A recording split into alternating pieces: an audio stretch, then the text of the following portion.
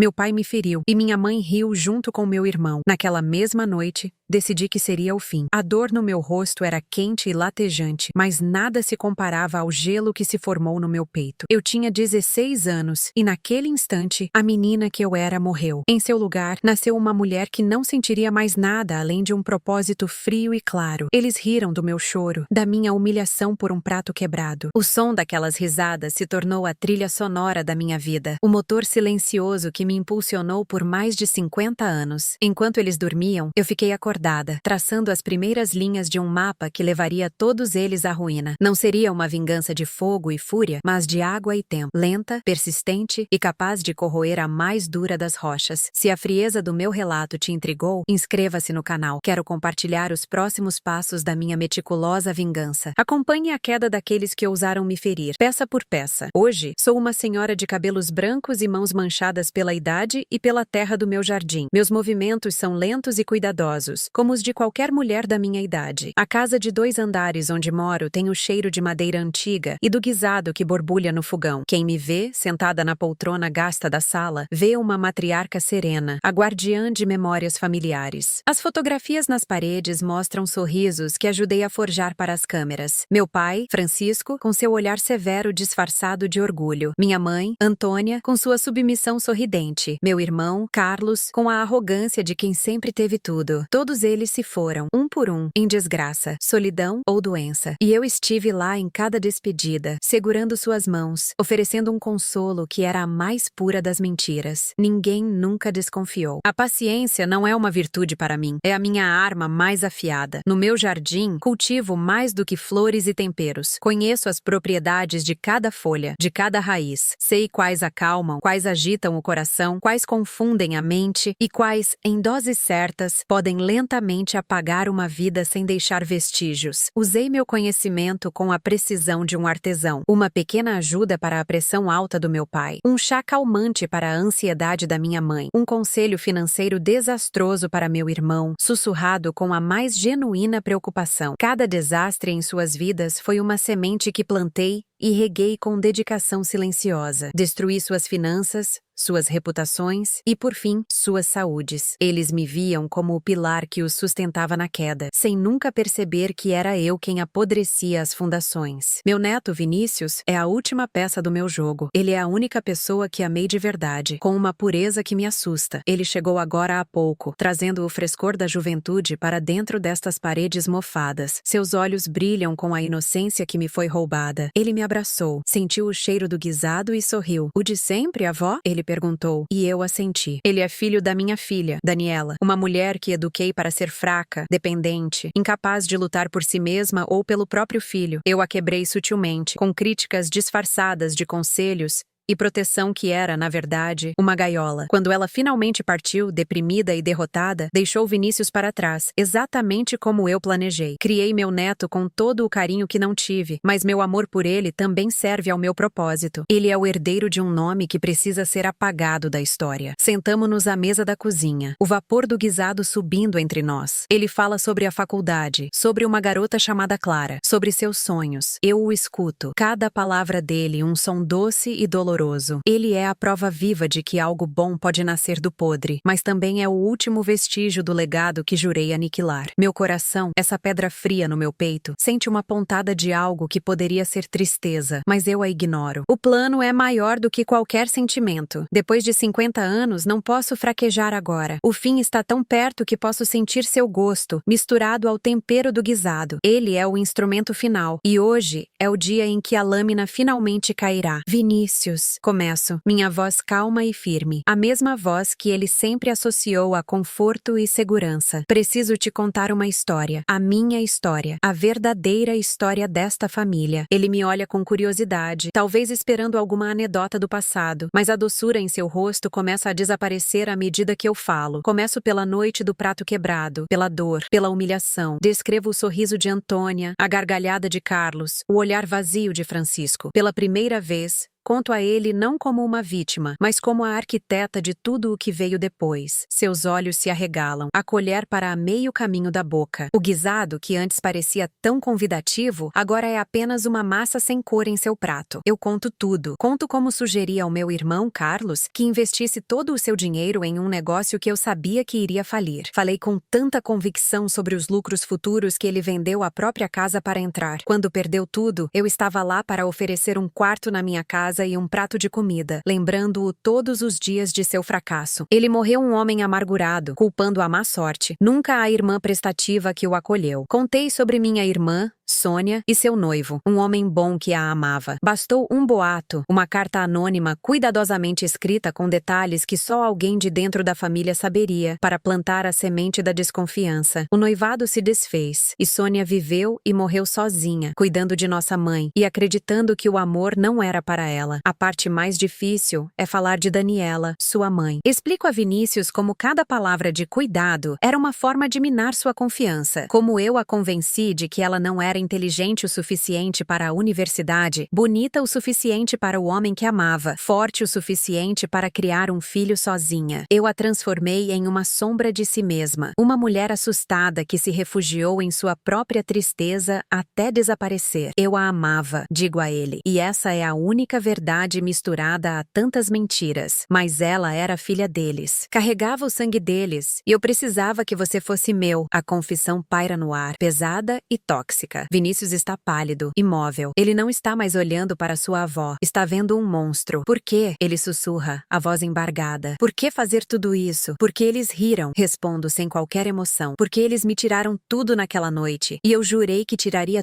tudo deles. O dinheiro, a felicidade, os filhos, o nome. Especialmente o nome. Coloco uma pasta de couro sobre a mesa, empurrando-a em sua direção. Aqui está tudo. A herança que sobrou. As propriedades. O dinheiro que acumulei é tudo seu, com uma condição. Ele abre a pasta com as mãos trêmulas. Dentro, há documentos legais, extratos bancários e um formulário de mudança de nome. Você pode ficar com tudo, continuo, mas terá que renunciar a este nome. Começar de novo, com um nome limpo, que não tenha a mancha deles. Você será o primeiro de uma nova linhagem, uma que começa com você e comigo. Ou pode manter o nome, o legado deles, e sair por aquela porta sem nada. Para sempre. A escolha é cruel, e eu sei disso. Estou usando o amor dele por mim, a gratidão por tê-lo criado, como uma arma apontada para sua cabeça. Ele olha para os papéis, depois para mim. A dor em seus olhos é a coisa mais real nesta casa. Ele vê a avó que assava biscoitos, que contava histórias antes de dormir, que cuidava de suas febres. E agora vê a mulher que destruiu sistematicamente cada pessoa de sua família por um rancor de meio século. Ele está dividido entre o amor que sente e o horror do que acabou de descobrir. O silêncio na cozinha é absoluto, quebrado apenas pelo tic-tac do relógio na parede, marcando os segundos da minha vitória ou da minha derrota final. Ele levanta o olhar e há lágrimas escorrendo por seu rosto. Tudo foi uma mentira? Ele pergunta. Não o meu amor por você, respondo, e sou surpreendida pela sinceridade em minha própria voz. Você foi a única coisa verdadeira em toda a minha vida, e é por isso que estou te dando uma escolha que eu nunca tive, a de ser livre. Mas a liberdade que ofereço tem o preço da aniquilação total do seu passado, da sua identidade. É uma liberdade nascida da vingança mais profunda. Ele pega a caneta que deixei ao lado dos papéis. Sua mão hesita sobre a linha pontilhada. O cheiro do guisado agora me parece enjoativo. O calor da cozinha, sufocante. 50 anos de planejamento, de ódio contido, de sorrisos falsos e abraços vazios. Tudo se resume a este momento. A decisão de um jovem que eu amo e que usei como a arma mais perfeita. Eu o observo, meu rosto uma máscara de serenidade, esperando que ele assine o último capítulo da minha obra-prima de destruição. A casa, testemunha silenciosa de todo o meu plano, parece prender a respiração junto comigo. A caneta pairava sobre o papel, uma pequena arma de plástico na mão de um jovem que nunca tinha conhecido a guerra. A ponta tremia, a milímetros de distância de aniquilar um passado que ele mal conhecia, mas que era seu por direito de sangue. Cada segundo de sua hesitação Era um grão de areia caindo na minha ampulheta de 50 anos. O tic-tac do relógio na parede da cozinha era o som da minha paciência sendo recompensada ou se esgotando para sempre. Eu não sentia ansiedade. Sentia apenas o peso daquele momento, a culminação de uma vida inteira dedicada a chegar exatamente aqui, nesta mesa, com este guisado frio e esta alma jovem prestes a ser quebrada ou forjada de novo. O silêncio era tão denso que eu podia sentir o gosto dele, um gosto de poeira e tempo. Vinícius finalmente baixou a mão, mas não para assinar. Ele pousou a caneta ao lado da pasta de couro com uma delicadeza que me irritou. Seus olhos, que antes brilhavam com lágrimas, agora tinham um brilho diferente, uma dureza que eu nunca tinha visto. Era a dureza do entendimento, a clareza terrível que vem depois que a inocência é arrancada. E a Clara? Ele perguntou, a voz baixa, mas firme. O que eu diria a ela? Que meu nome é uma mentira? Que minha família inteira foi destruída pela mulher que me criou? Ele olhou para mim, não mais como um neto olha para uma avó, mas como um juiz olha para um réu. E nossos filhos? Eles nasceriam em um vácuo,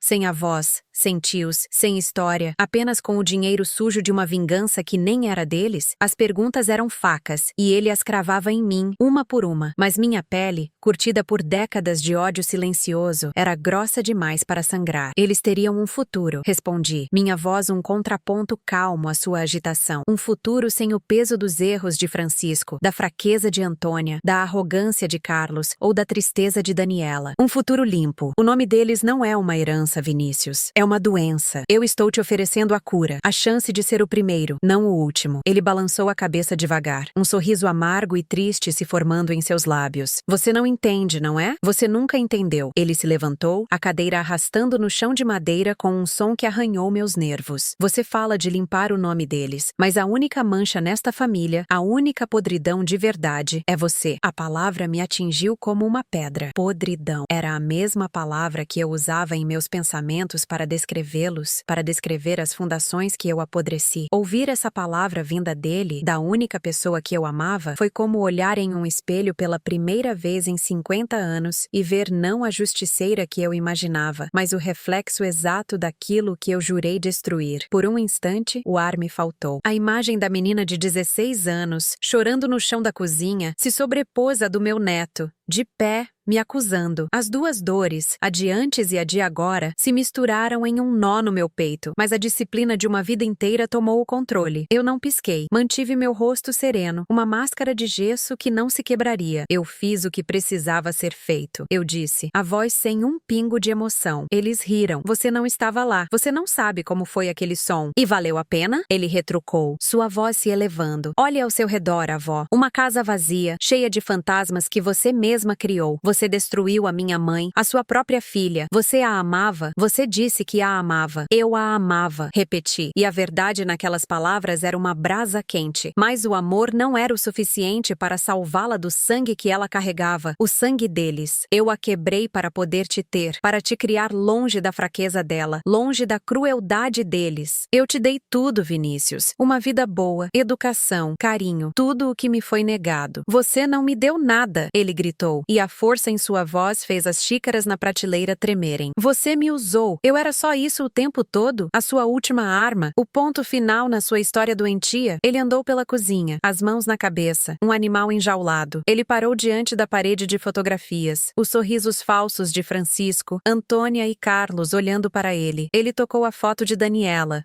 sua mãe, uma foto dela ainda jovem, antes de eu apagar a luz em seus olhos. Ela merecia mais, ele sussurrou. Mais para a foto do que para mim. Todos eles. Talvez eles fossem falhos, talvez fossem cruéis, mas eles eram minha família. E você os tirou de mim antes mesmo que eu pudesse conhecê-los. Ele se virou para mim, os olhos vermelhos, mas sem mais lágrimas. A dor havia se transformado em outra coisa, em resolução. Fique com o seu dinheiro, ele disse, a voz baixa e cheia de um desprezo que me gelou até os ossos. Fique com suas propriedades e com esta casa cheia de ódio. Eu não quero nada que venha de você. Ele caminhou em direção à porta da cozinha. Cada passo dele era um martelo batendo no último prego do meu caixão. Eu queria gritar para ele parar, para dizer que ele não entendia, que tudo aquilo era por ele, para libertá-lo, mas a voz não saía. O que eu diria? Que meu amor era real, mas que meu ódio era mais forte? Que ele era a única coisa boa que nasceu da minha vingança e que agora essa coisa boa estava me abandonando? funcionando? Ele parou com a mão na maçaneta. Eu vou manter o meu nome, ele disse, sem se virar. O nome do meu pai, da minha mãe, dos meus avós. Vou carregá-lo com a vergonha e com a dor, porque é a minha história. E vou passar o resto da minha vida tentando construir algo bom a partir das ruínas que você deixou. Algo que você nunca conseguiu fazer. A porta se abriu e depois se fechou. O som do trinco se encaixando foi definitivo. O barulho do carro dele partindo foi o som da minha derrota. Eu fiquei ali, sentada à mesa, sozinha, a pasta de couro aberta. Os papéis, com a linha pontilhada vazia, pareciam zombar de mim. 50 anos, meio século de planejamento meticuloso, de paciência infinita, de venenos lentos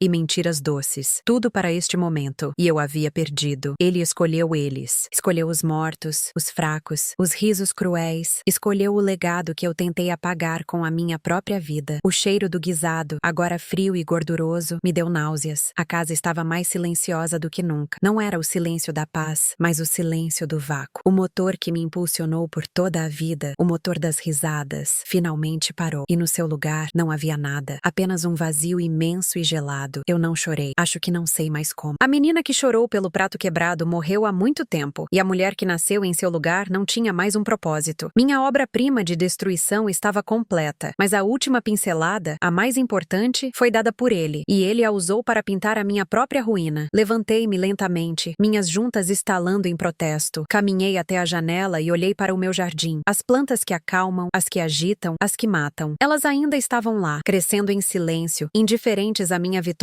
vazia. Eu tinha vencido a guerra contra os meus pais e meus irmãos, mas perdi a única pessoa que importava, e percebi, com uma clareza que doía mais do que qualquer tapa, que a vingança não corroeu apenas a rocha deles. Ela me transformou em pó. Eu era a matriarca de uma dinastia de um só, a rainha de um reino de cinzas, e estava finalmente completamente sozinho. Os dias que se seguiram foram feitos de silêncio e poeira. O guisado ficou sobre a mesa até a gordura endurecer e formar uma película branca e opaca. Eu o joguei fora sem sentir nada. A casa, que por 50 anos foi o meu tabuleiro de xadrez, o palco da minha obra, transformou-se em um mausoléu. Cada objeto parecia me acusar. A poltrona gasta onde eu contava histórias para Vinícius. A parede com as fotografias dos sorrisos que eu ajudei a matar. O relógio na cozinha, cujo tic-tac agora não marcava a aproximação da minha vitória, mas apenas a passagem inútil do tempo. O som das risadas, o motor que me moveu por toda a vida, havia se calado, e no seu lugar restou um zumbido baixo e constante, o som do nada. Eu me movia pela casa como um fantasma, cumprindo rituais vazios. Acordava, preparava um café que mal tocava, olhava para o jardim. As minhas plantas, minhas aliadas, minhas armas continuavam a crescer, indiferentes. A beleza de uma flor que podia curar era a mesma de uma raiz que podia matar. A natureza não tinha moral, e eu, por muito tempo, acreditei que também não precisava ter. Mas a acusação nos olhos de Vinícius, a palavra que ele usou, podridão, tinha se agarrado a mim. Eu não conseguia mais olhar meu reflexo no espelho sem ouvi-la. Ele não me destruiu com raiva ou vingança. Ele me destruiu com a verdade. Ele escolheu a história imperfeita e dolorosa de sua família, em vez da liberdade limpa e estéril que eu ofereci. Ele escolheu o amor, mesmo quebrado, em vez do meu ódio, perfeitamente executado. O que achou da minha forma de vingança? A paciência e a observação foram minhas maiores aliadas. Compartilhe sua opinião nos comentários. Você faria diferente? Uma semana se passou, ou talvez duas. Perdi a noção. Em uma tarde chuvosa, enquanto eu limpava uma gaveta velha na sala de estar, encontrei algo que não via há décadas. Uma pequena caixa de madeira. Dentro, havia uma fotografia desbotada. Nela, eu era uma menina de uns 10 anos. E ao meu lado, estava Sônia, minha irmã. Estávamos sorrindo. Um sorriso genuíno, de dentes de leite, abraçadas debaixo de uma árvore. Lembrei-me daquele dia. Tínhamos fugido de casa por 1 hora para comer frutas de uma árvore vizinha. Francisco, meu pai, ficou furioso quando voltamos. Mas Antônia, minha mãe, nos escondeu no quarto e nos deu um pedaço de bolo, rindo baixinho para que ele não ouvisse. Por um instante, a imagem que eu construí deles como monstros unidimensionais vacilou. Lembrei-me de Antônia me ensinando a bordar, suas mãos pacientes guiando as minhas. Lembrei-me de Francisco me carregando nos ombros para ver um desfile na rua, seu rosto sério se quebrando em um raro sorriso. Eram flashes, fragmentos de uma vida que eu havia enterrado sob o peso daquela única noite. A noite do prato quebrado não apagava esses momentos, mas os envenenava. envenenava. Meu ódio precisava que eles fossem apenas cruéis, apenas maus. A lembrança de qualquer bondade, por menor que fosse, tornava a minha vingança não um ato de justiça, mas um ato de crueldade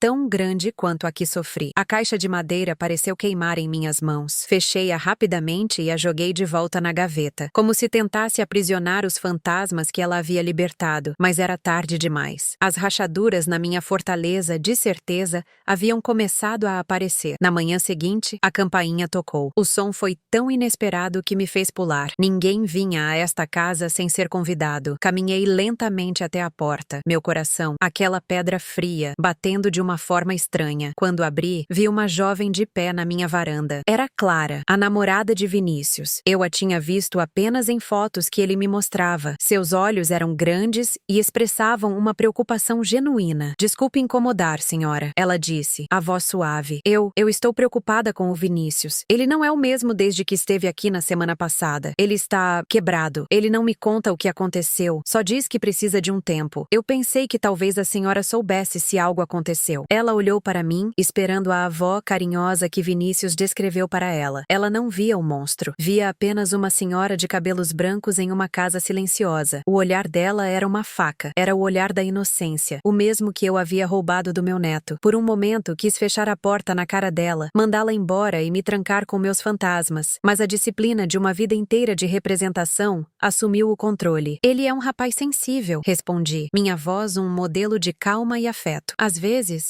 o peso do mundo parece demais para os jovens. Ele vai ficar bem. Ele disse algo sobre o nome da família. Ela continuou, sem perceber o perigo em suas palavras. Disse que precisava honrá-lo, consertar as coisas. Eu não entendi. Eu senti o ar ficar rarefeito. Honrar o nome. As palavras de Vinícius, ditas através dela, eram o selo final da minha derrota. Ele não apenas me rejeitou. Ele abraçou ativamente a missão de desfazer o meu trabalho, de construir algo sobre as ruínas que eu deixei. Ele é um bom neto, eu disse, e a frase saiu como cinzas da minha boca. Ele só precisa de tempo. Convenci Clara a ir embora com algumas palavras vazias de consolo. Fechei a porta e me encostei nela, o corpo tremendo pela primeira vez em 50 anos. A visita dela tinha me mostrado a verdadeira consequência do meu ato. Eu não havia apenas perdido Vinícius. Eu o havia sentenciado a uma vida de carregar o peso da minha maldade. Eu não o libertei. Eu o acorrentei a mim para sempre. Naquela noite, não dormi. Fiquei sentada na poltrona da sala, no escuro, enquanto a casa estalava e gemia ao meu redor. A obra-prima da minha vida era uma pintura de horror, e a assinatura no canto era o meu nome. A menina de 16 anos que jurou vingança queria justiça, mas o que eu fiz não foi justiça, foi aniquilação. Eu me tornei um espelho do meu pai, Francisco, usando a crueldade não com os punhos, mas com o tempo e a paciência. Eu me tornei pior do que Antônia, que apenas riu. Eu planejei ativamente a dor dos outros. Eu me tornei mais arrogante que Carlos, acreditando que tinha o direito de ser juíza, júri e executora de todos eles. A vingança não me purificou. Ela me consumiu e me transformou naquilo que eu mais odiava. E no final, o legado que eu deixaria não era o de uma mulher que se vingou, mas o de um monstro que devorou a própria família e deixou seu último descendente para juntar os ossos. Levantei-me ao amanhecer, com uma clareza que não sentia desde aquela noite, 50 anos atrás. Mas desta vez, não era a clareza fria do propósito, era a clareza terrível do fim. Caminhei até a cozinha, passei pela mesa onde meu plano desmoronou e saí para o jardim. O ar da manhã estava fresco e limpo. As minhas plantas estavam orvalhadas,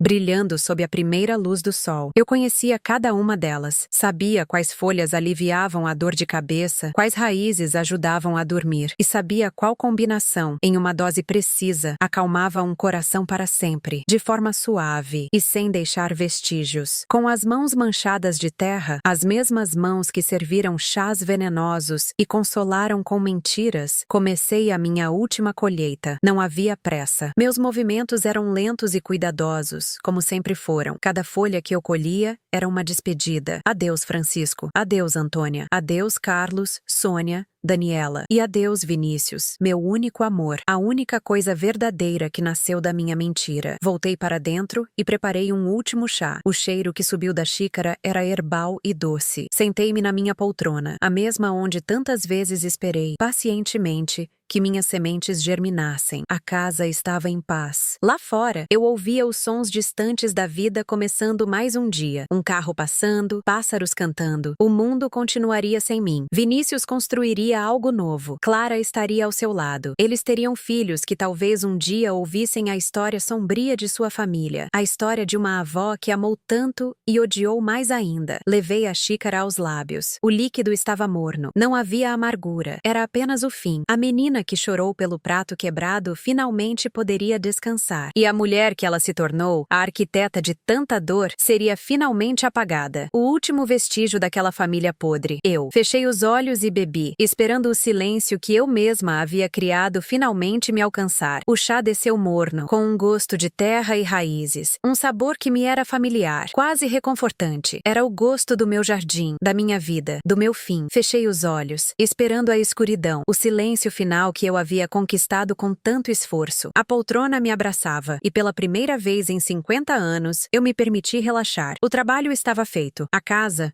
minha cúmplice silenciosa, parecia suspirar comigo. O tic-tac do relógio na cozinha, que por tanto tempo marcou o ritmo da minha paciência, começou a desacelerar, cada segundo se esticando em uma nota longa e suave. O som das risadas, o motor do meu ódio, já não existia. Havia apenas a promessa de um vazio pacífico, mas o silêncio que veio não era o que eu esperava. Não era um nada absoluto. Em vez disso, as bordas do mundo começaram a se dissolver, e na névoa que se formava em minha mente, imagens começaram a surgir. Não eram as imagens daquela noite, da dor e da humilhação. Eram outras. Imagens que eu havia trancado em um porão escuro da memória, pois não serviam ao meu propósito. Vi a mim mesma, uma menina com tranças, sentada no colo de Antônia, minha mãe, enquanto ela me mostrava como passar a linha na agulha. Suas mãos eram quentes e o cheiro dela era de pão fresco. Ela sorria, e naquele fragmento de tempo não havia submissão em seu sorriso, apenas ternura. A imagem se desfez e deu lugar a outra. Eu, um pouco mais velha, no jardim com Francisco, meu pai. Ele não estava gritando. Estava me mostrando como podar uma roseira, seus dedos grossos surpreendentemente delicados, ao cortar o galho no lugar exato. Ele me olhou e disse: "Você tem que saber onde cortar para que a planta cresça mais forte." Uma lição que eu levei ao pé da letra, de uma forma que ele nunca poderia ter imaginado. Essas memórias eram venenos piores do que o que corria em minhas veias. Elas não matavam o corpo, atacavam a fundação da minha vingança. Meu ódio precisava que eles fossem monstros, figuras de papelão definidas apenas pela crueldade daquela noite. Mas a vida não era tão simples. Havia momentos de luz, de carinho, de normalidade familiar. E eu havia escolhido apagar tudo isso, reduzir a vida deles, e a minha, a uma única e terrível nota de rancor. O veneno que eu preparei para eles ao longo dos anos, os boatos, os conselhos financeiros ruins, os chás que alteravam o humor e a saúde, eu percebi que o primeiro gole de cada um deles foi meu. Eu bebi o ódio todos os dias durante 50 anos, e ele me preservou em uma casca fria e dura, mas por dentro me transformou em pó, exatamente como eu os via. A menina que morreu naquela noite não deu lugar a uma mulher forte. Ela deu lugar a um fantasma, assombrado por risadas que talvez, apenas talvez, não definissem uma vida inteira. A fraqueza de Antônia, a arrogância de Carlos, a fúria de Francisco, eram falhas, sim, eram cruéis, mas eram humanas. E a minha vingança, na sua perfeição calculada, era algo desumano. Tentei me agarrar ao meu propósito, à imagem do meu rosto ardendo, ao som das gargalhadas. Mas as imagens do sorriso de minha mãe e da mão do meu pai me guiando no jardim se sobrepunham, turvando a clareza fria que me guiou por toda a vida. Meu corpo estava ficando pesado, a respiração mais lenta. O fim estava próximo. Finalmente, eu estava pronta. Mas então, um som cortou o silêncio da casa. Um som que não deveria estar ali. O som de uma chave na fechadura da porta da frente. Meu coração, que batia cada vez mais devagar, deu um salto doloroso. Quem? Ninguém tinha a chave, exceto Vinícius. Mas ele tinha ido embora. Tinha me deixado. Tinha escolhido eles. A porta se abriu com um rangido familiar. Passos apressados no corredor. Avó! A voz dele soou, carregada de uma emoção que não consegui decifrar. Pânico? Arrependimento? Ele apareceu na entrada da sala de estar, o rosto pálido, os olhos arregalados. Ele deve ter esquecido algo. Um Um livro, um casaco. Mas não. Ele olhou para mim, encolhida na poltrona, e seu rosto se transformou. Ele viu a xícara vazia na mesinha ao meu lado. Viu a flacidez nos meus membros, a névoa nos meus olhos. O entendimento o atingiu como um raio. Não, ele sussurrou, a palavra saindo como um sopro. Avó, o que você fez? Ele correu até mim, ajoelhando-se ao meu lado, suas mãos quentes segurando meu braço frio. Por quê? Eu voltei. Eu estava na esquina. Eu não podia te deixar assim. As palavras dele eram um borrão. Eu tentei falar, dizer a ele para ir embora, para me deixar terminar o que comecei, para não estragar a única coisa que me restava, o meu fim. Mas nenhum som saiu. Minha língua era uma pedra na minha boca. Ele estava chorando agora, lágrimas quentes caindo na minha mão fria. Ele pegou o celular do bolso com as mãos trêmulas, os dedos errando os números. Alguém me ajude! Minha avó! Eu acho que ela tomou alguma coisa. Por favor, rápido! A voz dele era a de um menino assustado, não a do juiz que me condenou horas antes. Ele estava tentando me salvar. A ironia era tão cruel que, se eu pudesse, teria rido. 50 anos planejando a destruição de todos, terminando comigo mesma, o último vestígio para ter meu plano arruinado pelo único ato de amor verdadeiro que eu inspirei. Eu o criei para ser a minha arma final, e ele se recusou. Agora, ele estava desfazendo ativamente meu último ato. Eu não teria um final limpo e silencioso. Eu teria uma ambulância, médicos, perguntas, teria a humilhação de ser salva. O meu fim controlado se transformaria em um espetáculo de desespero. Eu não estava apagando o nome da família. Estava adicionando um último capítulo vergonhoso a ele. A avó monstruosa que, depois de destruir todos, tentou se matar e falhou. O mundo ao meu redor estava escurecendo rapidamente. A última coisa que vi foi o rosto de Vinícius, distorcido pela dor e pelo medo. Seu amor por mim, uma força que nem meu ódio conseguiu destruir. A última coisa que ouvi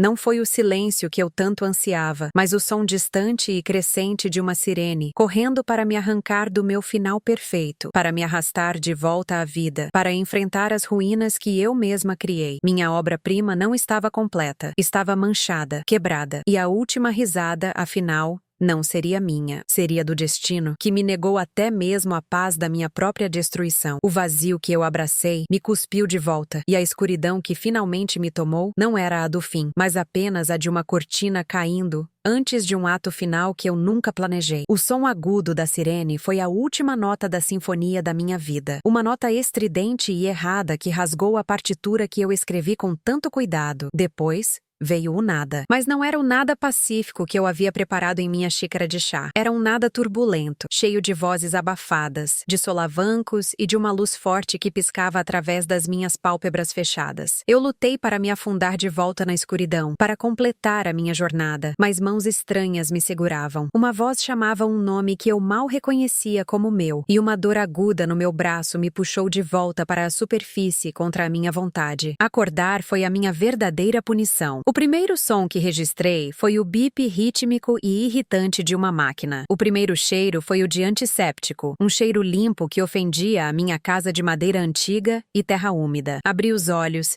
e a luz branca do teto de um quarto de hospital me cegou. Eu não estava na minha poltrona. Estava em uma cama dura, com lençóis ásperos, um tubo fino preso ao meu braço. Eu estava viva. A fúria que senti foi tão intensa que me deixou sem ar. Uma onda de ódio puro, não direcionado aos meus pais mortos ou irmãos, mas a Vinícius. Ele tinha ousado me roubar o meu fim. Ele tinha me condenado a viver. Ele estava sentado em uma cadeira no canto do quarto, a cabeça entre as mãos. Parecia mais velho do que na noite anterior. O frescor da juventude havia sido substituído por um cansaço profundo. Quando ele percebeu que eu estava acordada, levantou o olhar. Seus olhos estavam vermelhos e inchados, mas não havia mais lágrimas. Havia uma tristeza dura, uma resolução fria que espelhava a minha própria. Ele se levantou e se aproximou da cama. Eu tentei falar, cuspir todo o meu veneno nele, perguntar com que direito ele desfez o meu último ato de controle, mas minha garganta estava seca e arranhada, e tudo o que saiu foi um som rouco e inútil. Eles fizeram uma lavagem no seu estômago, ele disse, a voz sem emoção. O médico disse que você vai ficar bem, fisicamente. A palavra fisicamente ficou suspensa no ar entre nós, carregada de tudo o que não era físico. A podridão, a mentira, a destruição. Ele não me via como sua avó. Ele me via como um problema que precisava ser administrado. Eu, que administrei a vida e a morte de todos ao meu redor, agora era apenas um pacote frágil em uma cama de hospital. brutal. A humilhação era um veneno mais potente do que qualquer um que eu já tivesse colhido no meu jardim. Por que você voltou? Consegui sussurrar, a voz um arranhão de papel lixa. Ele demorou a responder, olhando para a janela, para um mundo que continuava indiferente à nossa tragédia particular. Eu dirigi por 10 minutos. Ele começou,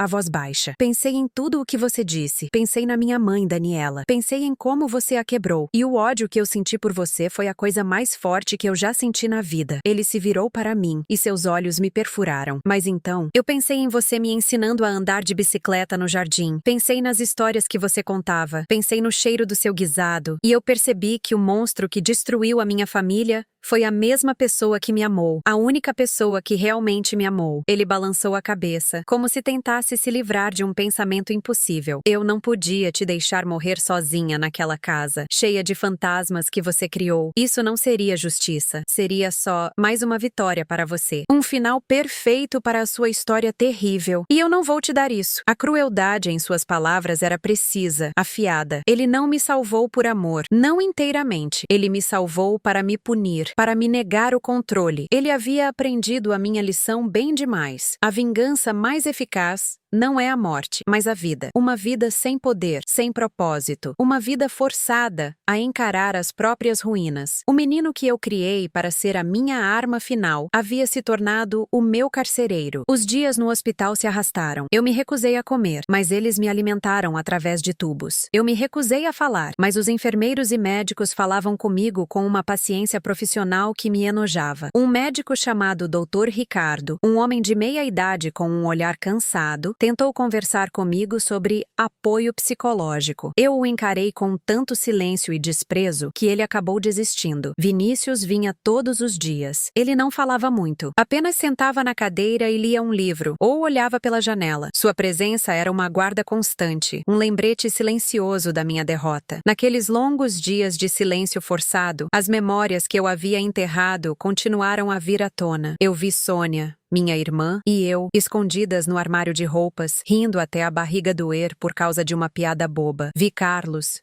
meu irmão, me defendendo de um garoto mais velho na rua uma vez, sua arrogância de repente transformada em proteção feroz. Eram momentos insignificantes, fragmentos de humanidade que eu havia descartado como lixo para manter meu ódio puro. A menina que chorou pelo prato quebrado não surgiu do nada. Ela existia em uma família que, como todas as famílias, era um emaranhado de amor e dor, de bondade e crueldade. Eu escolhi focar apenas na escuridão, e ao fazer isso, me tornei a própria escuridão.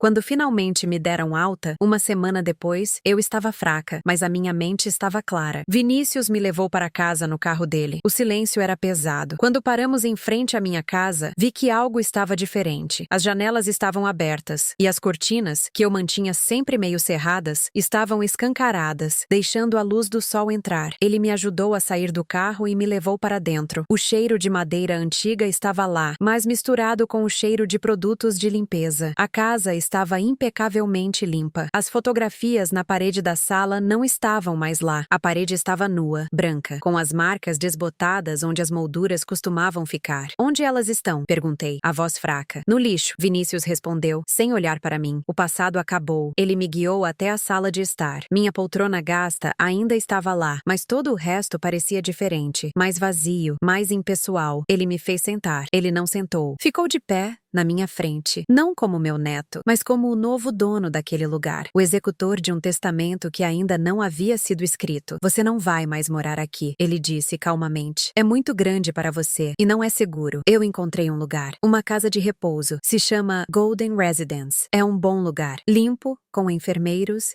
e um jardim. A ironia de ele mencionar um jardim quase me fez sorrir. A minha arma, o meu santuário, reduzido a um canteiro de flores para idosos. Eu vou vender esta casa, ele continuou. E todo o resto, as propriedades, o dinheiro que você me ofereceu, eu vou usar tudo, mas não para mim. Ele pegou uma pasta da mesa de centro. Não era a minha pasta de couro, mas uma nova. Eu pesquisei. Existem fundações que ajudam famílias desestruturadas, crianças que sofreram abusos, mães que precisam de ajuda para recomeçar. O dinheiro deles, ele fez uma pausa. O dinheiro que você acumulou vai para eles. Vai servir para construir algo, em vez de destruir. Ele estava desfazendo a minha obra-prima, ponto por ponto, apagando a minha vingança e reescrevendo-a como um ato de caridade forçada. Era genial em sua crueldade. Ele não estava apenas me derrotando, estava purificando o meu legado, lavando o sangue com boas ações, me transformando em uma benfeitora anônima contra a minha vontade. E o nome? Sussurrei. A última e mais importante peça. Você não pode mudar o nome da família. Ele me olhou e pela primeira vez vi um brilho de algo que se parecia com pena em seus olhos. Eu não vou mudar o meu nome, ele disse. Vou mantê-lo e vou fazer dele algo de que eu possa me orgulhar. Vou ter filhos e eles terão este nome. E a história que contarei a eles não será a sua história de ódio. Será a nossa história de sobrevivência. Ele tinha vencido em todos os sentidos. Ele me tirou minha casa,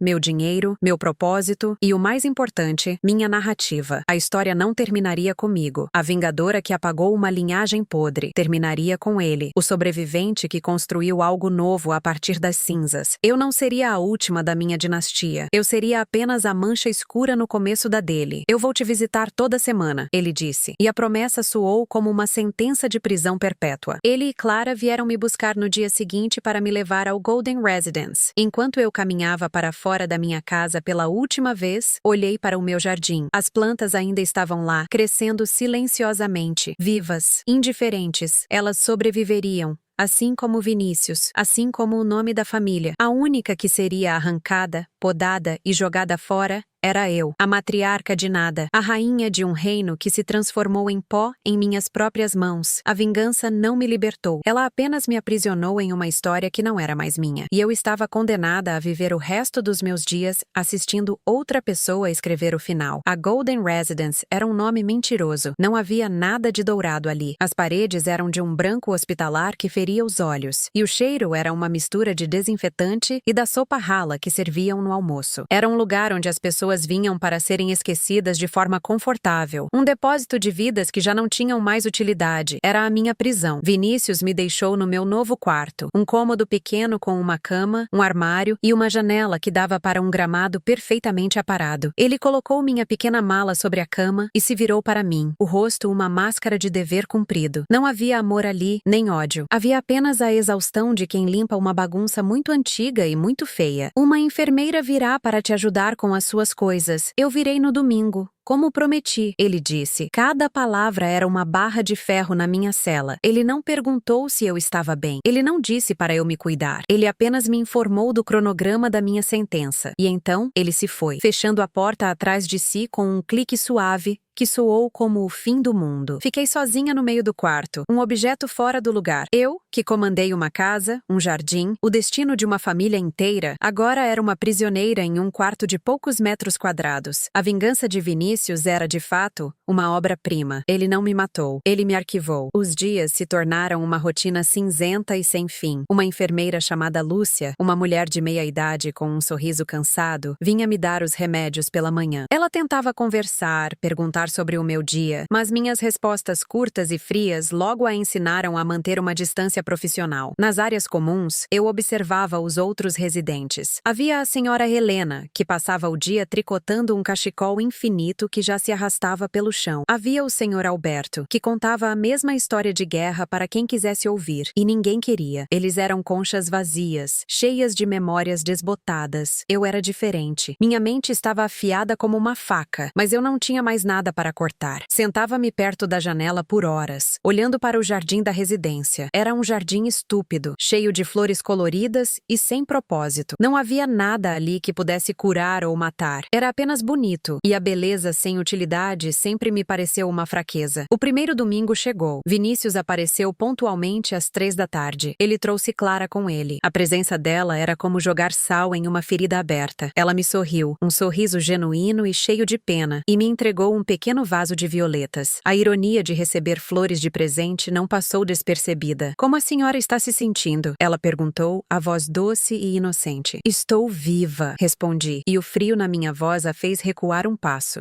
Sentamos em um silêncio constrangedor. Vinícius, então, começou a falar, não para mim, mas para o ar entre nós. Vendi a casa da praia, ele disse, o tom de voz neutro, como se estivesse lendo um relatório. O dinheiro foi para uma fundação que constrói abrigos para mulheres e crianças. Eles enviaram uma carta de agradecimento. Queriam saber o nome da família para colocar em uma placa de doadores. Ele fez uma pausa, olhando diretamente para mim. Eu disse a eles para colocar anônimo. Ele estava me apagando, não apenas da vida dele, mas da minha própria história. O dinheiro sujo da minha vingança estava lavando os pecados de outros, e eu não receberia nem o crédito, nem a culpa. Eu era um fantasma que financiava milagres. A visita durou exatamente 1 hora. Quando eles se levantaram para ir embora, Clara hesitou. Nós pensamos... Ela começou, olhando para Vinícius, que assentiu brevemente. Gostaríamos que a senhora viesse para um jantar em nosso apartamento quando estiver mais adaptada. O convite era uma faca disfarçada de ramo de oliveira. Eles queriam me exibir? A avó monstruosa, domesticada e sentada à mesa? Eu não janto fora, respondi, encerrando o assunto.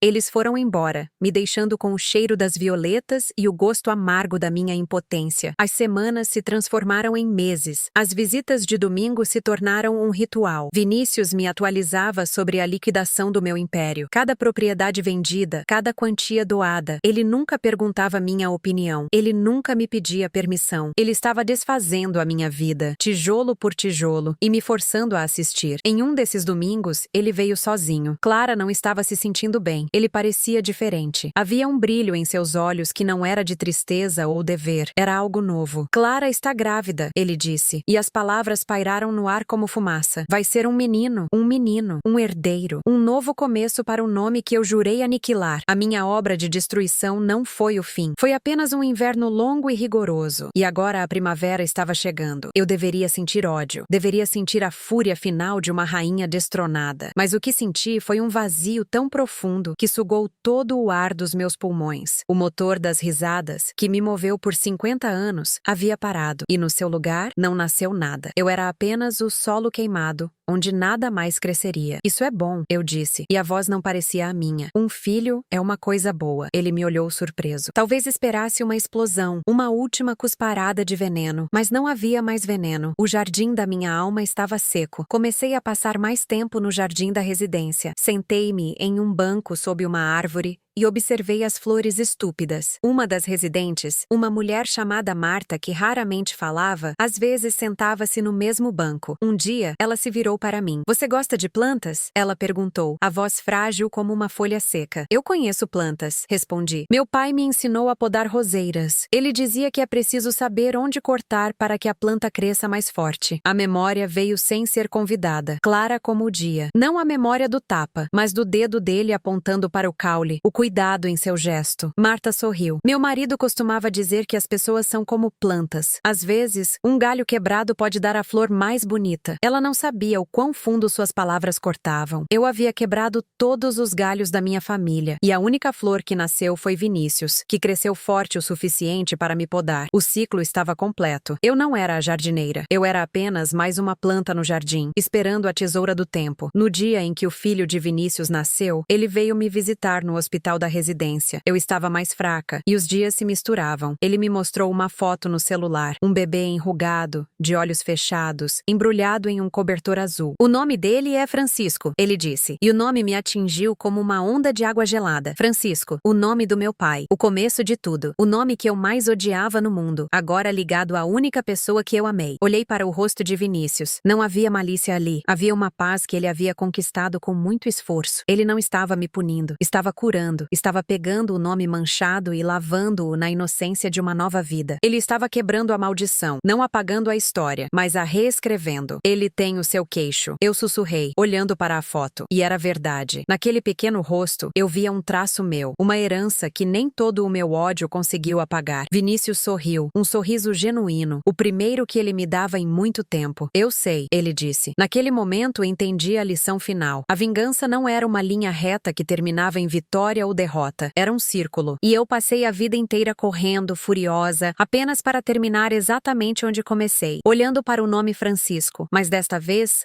sem o poder de destruí-lo. O legado deles não foi apagado, foi transformado. E eu, a arquiteta de tanta ruína, fui forçada a testemunhar a construção de algo novo sobre os meus escombros. Eu não venci, eu não perdi, eu simplesmente me tornei irrelevante. E para uma mulher que viveu por um propósito tão grande, a irrelevância era a mais perfeita e silenciosa das punições. Fechei os olhos, não esperando a morte, mas apenas o tic-tac do relógio, marcando o tempo de uma história que não era mais minha. O ciclo se fechou. A justiça foi servida à minha maneira. Se a minha jornada te ensinou algo sobre paciência e estratégia, compartilhe este relato. Que minha história sirva de reflexão.